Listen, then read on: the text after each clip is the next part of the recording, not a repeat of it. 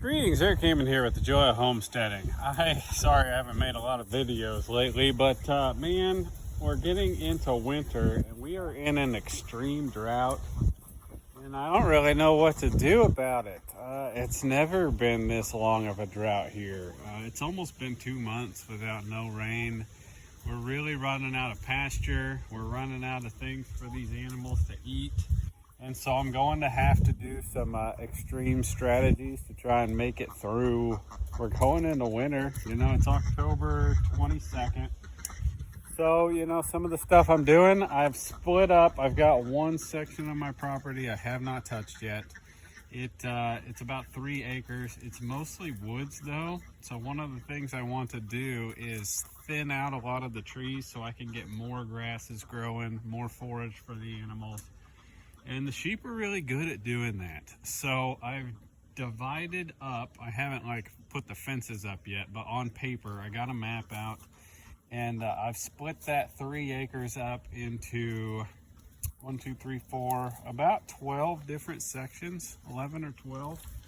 I'm gonna move the sheep in 2-week increments through each paddock. There's not enough food for them there. So I started feeding hay today as a supplementation, and I think if I could get 4 weeks out of a round bale between the sections they're in, the pasture plus the hay, I think I can move them around. And one of the strategies is I'm gonna let them eat that 2 weeks in there.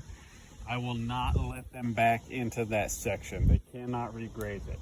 It is then cut off from them, so if it does rain, we can start to get some regrowth. Some other strategies that I'm considering, I'm thinking about killing some animals and eating them. So, that's a boy over, no, that was not a boy. I don't know where the boy is. There's a spotted boy that looks just like him.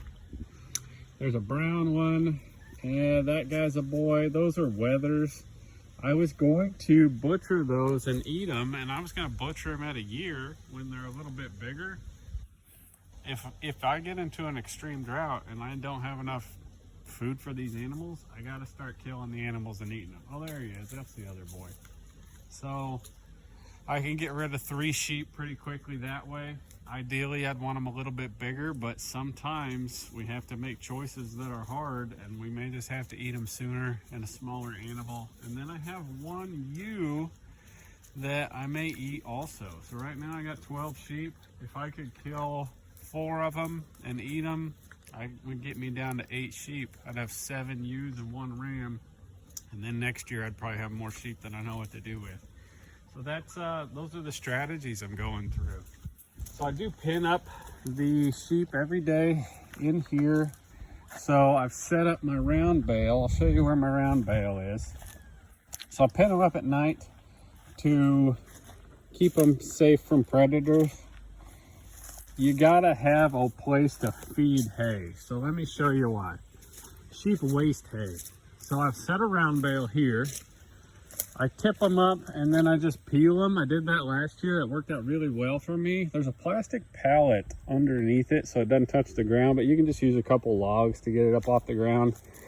And then I set up this cage and filled it with hay. And my wood, I put some wood at the bottom again so that the hay doesn't touch the ground and rot. And that'll keep the little sheep from getting in here. These are just my tomato cages. See over here in my garden, I just pulled out one of my tomato cages, stuck it in there. We went on vacation. You see all this hay all over the ground? We went on vacation and I had 2 half-made round bales and I put it in here. And sheep are terrible about wasting hay. They just exploded it all over the ground. So this was back in August. So basically they wasted most of it. So if you really want to stretch your hay, you really got to put a cage to where the sheep can't get in it and stomp it down and trample it and poop and pee all over it. So that's what I'm doing. Those are my strategies that I'm going to try and implement. So extended rotations through paddocks, kill 4 sheep possibly, start feeding and supplementing hay, Don't let the sheep back into the paddock once they've grazed it. Move them to another section, and hopefully we can get through winter. It's just, man, it's crazy that it hasn't rained. I do have a section that they grazed. They're not there now. I was done with it in September, and it is starting to grow back. A lot of the cool season grasses like tall fescue, and there's some forbs and stuff in there growing up. So hopefully that will grow, but man, I don't know. This is crazy. It needs to rain. We need to be praying for rain. Praying for rain's biblical, so be praying for rain. Hopefully we can get a little bit of stuff growing. Oh, I said they wasted this hay. Let me show you this. This is really cool. You remember my video on Johnson Sioux composting? So all this hay that they pooped and peed in and stuff, I'm gonna scoop all that up and I'm gonna make a Johnson Sioux compost pile with it, so it's not actually wasted. So you watched my video last spring. I built this Johnson Sioux compost pile. There's like weird funguses and stuff growing out of the side of it. But I'd stack this thing up. Gosh, it was, you know, way up here. Look how much this is decomposed. It's like way down here. The level of it to the ground is, I don't know, there. I'd say it lost about 2/3 of what its capacity is. And you know, we're in a drought. I do come water this thing like every couple weeks. Let me pull this back. There's like usually lizards and insects and weird stuff in here. All kinds of bugs I've never seen before. But like, this is moist.